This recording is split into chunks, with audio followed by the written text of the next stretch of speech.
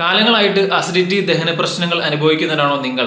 അങ്ങനെയാണെങ്കിൽ ഞാൻ ഈ പറയുന്ന 5 സ്വഭാവങ്ങൾ നിങ്ങൾക്കുണ്ടെങ്കിൽ, നിങ്ങളത് മാറ്റുന്നില്ലെങ്കിൽ നിങ്ങളുടെ അസിഡിറ്റി, നിങ്ങൾ എന്തൊക്കെ ട്രീറ്റ്മെൻറ്റ് എടുത്താലും, എന്തൊക്കെ മരുന്ന് കഴിച്ചാലും, എന്തൊക്കെ പൊടികൈകൾ നോക്കിയാലും അത് മാറ്റിയെടുക്കാൻ വളരെ പ്രയാസമായിരിക്കും. അസിഡിറ്റിയും ദഹന പ്രശ്നങ്ങളും കഴിഞ്ഞ കുറച്ച് വർഷങ്ങളായി ചികിത്സിച്ചതിൻ്റെ എക്സ്പീരിയൻസിൽ നിന്നാണ് ഈ പറയുന്നത്. ഒന്നാമതായിട്ട് ഞാൻ നേരത്തെ പറഞ്ഞ 5 സ്വഭാവങ്ങളിലെ ഒന്നാമത്തെ കാര്യം എന്ന് പറയുന്നത് ഭക്ഷണം വളരെ വേഗത്തിൽ കഴിക്കുക.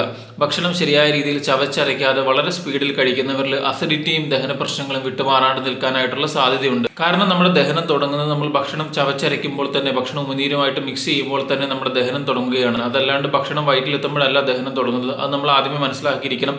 അതുകൊണ്ട് തന്നെ ഭക്ഷണം ശരിയായ രീതിയിൽ ചവച്ചരച്ച് കഴിക്കാനായിട്ട് ശ്രമിക്കുക. രണ്ടാമത്തെ കാര്യം എന്ന് പറയുന്നത് ഭക്ഷണം വളരെ ലേറ്റ് ആയിട്ട് കഴിക്കുക. രാത്രി 8 മണിക്ക് മുമ്പെങ്കിലും വൈകിട്ടത്തെ ഡിന്നർ കഴിക്കാനായിട്ട് ശ്രമിക്കുക.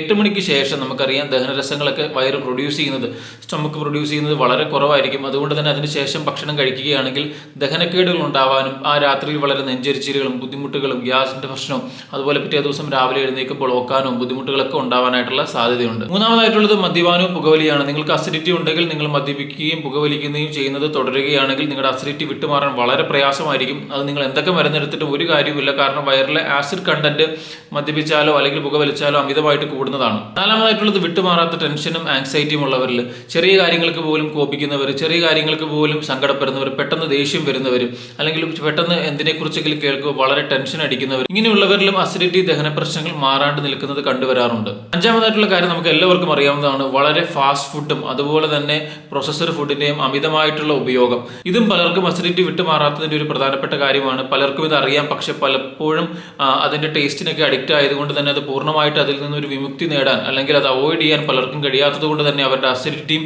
ബുദ്ധിമുട്ടുകളും വിട്ടുമാറാണ്ട് നിൽക്കുന്നതും കണ്ടുവരാറുണ്ട്.